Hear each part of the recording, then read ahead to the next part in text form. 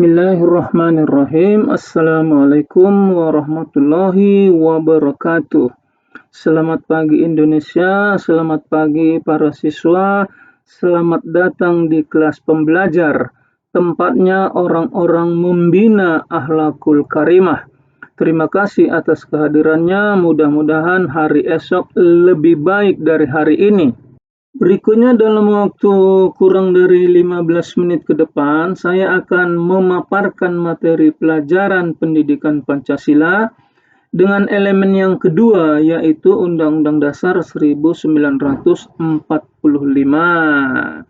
Namun sebelum kita memulainya, marilah kita berdoa agar kita semua dalam lindungan Allah Subhanahu wa Ta'ala, Tuhan yang Maha Esa. Semoga pertemuan kita kali ini mendapat ridho, mendapat manfaat, membawa kebaikan, dan menambah pemahaman serta ilmu pengetahuan. Amin ya rabbal alamin. Seperti biasanya sebagai pembuka kalimat, saya akan memberikan sedikit kata-kata bijak atau kata-kata mutiara ya. Kata-kata mutiara pagi ini adalah kekuatan yang sebenarnya dilihat dari seberapa besar usaha kita untuk melewati kesulitan dan memutuskan untuk tidak menyerah. Oke, baik, untuk tidak memperpanjang waktu, kita langsung saja kepada slide yang berikutnya. Slide kita berikut ini adalah judul kecil, yaitu substansi hak dan kewajiban warga negara Indonesia. Dan ini dari judul ini kita sudah pahami sedikit apa artinya, karena kita sudah membahasnya pada pertemuan yang lalu. Jadi saya rasa tidak usah lagi kita perpanjang masalah judul ini, kita langsung saja kepada slide yang berikutnya. Slide ini juga sudah kita bahas pada pertemuan minggu lalu ya. Sejak minggu lalu sudah kita bahas secara sederhana, walaupun tidak terlalu mendalam, namun kita sudah katakanlah mendapat sedikit ilmu tentang hak warga negara menurut Undang-Undang Dasar 1945. Nah, ini bagian pertamanya ya, berarti masih ada bagian kedua, bagian ketiga, mungkin bagian berikutnya juga. Langsung saja kita mau masuk ke slide yang berikutnya, mungkin itu hak warga negara bagian yang kedua.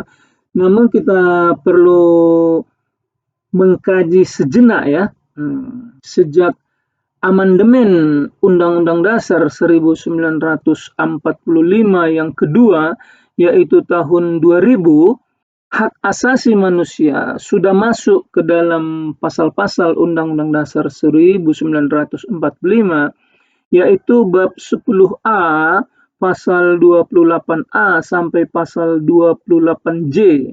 Jadi ada 10 pasal. Sementara kita tahu dalam pasal-pasal Undang-Undang Dasar 1945 itu, sebelum diamandemen sendiri, sudah mengatur sebagian hak asasi manusia, khususnya hak asasi warga negara, baik dia yang tersurat jelas maupun yang tersirat. Sehingga sekarang ada beberapa pasal yang mengatur tentang hak asasi yang sama. Namun sebenarnya dia saling berkenaan dan saling mendukung sebagai hak asasi manusia dan sebagai hak asasi warga negara. Jadi kita langsung saja masuk kepada slide yang berikutnya ya.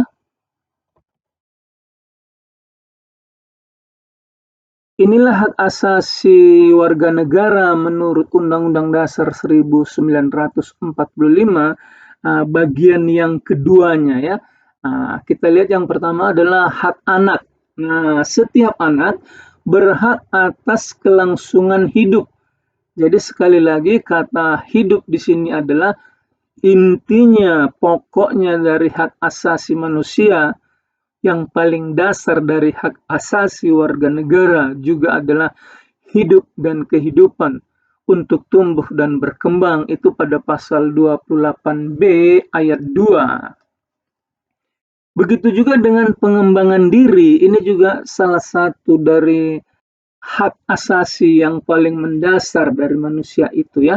Jadi setiap warga negara berhak mengembangkan diri melalui pendidikan dan budaya. Jadi ini bisa kita lihat ada pendidikan dan budaya. Ini juga sebenarnya sudah disinggung pada pasal sebelum amandemen. Kalau pendidikan itu kita tahu pada pasal 31 dan budaya itu pada pasal 32. Jadi pendidikan dan budaya selain di pasal itu juga kita temukan pada pasal 28C ayat 1. Yang berikut hak warga negara menurut Undang-Undang Dasar 1945 itu adalah memperjuangkan hak. Jadi setiap warga negara berhak memperjuangkan haknya, hak secara kolektif untuk membangun bangsa dan negara. Ini ada pada pasal 28C ayat 2. Nah, kenapa sekali lagi banyak di sini muncul pasal 28? Karena sebenarnya pasal 28A sampai pasal 28J itu kita tadi sudah menyinggungnya bahwa itu adalah mengenai hak asasi manusia yang sekaligus berkenaan dengan hak asasi warga negara. Nah, sekarang kita langsung saja kepada slide yang berikutnya. Iya, ternyata pertemuan kita kali ini hanya sebentar saja ya, hanya sedikit saja, mungkin hanya sekitar 10 menit mungkin atau tidak sampai 10 menit ya. Kita sudah masuk kepada slide yang terakhir yaitu slide penutup ya. Terima kasih atas perhatian dan waktu yang telah diluangkan. Mohon maaf dan semoga bermanfaat bagi kita semuanya. Mari kita bersama-sama mewujudkan perubahan positif dari apa yang telah kita bahas pada pagi hari ini. Sampai jumpa di lain kesempatan. Jangan lupa tetap semangat dan tetap menjaga kesehatan. Dan akhirul kata bijak, berburu ke padang datar dapat rusa sebelang kaki. Berguru ke palang ajar bagai bunga kembang tak jadi. Saya tutup dengan salam. Assalamualaikum warahmatullahi wabarakatuh.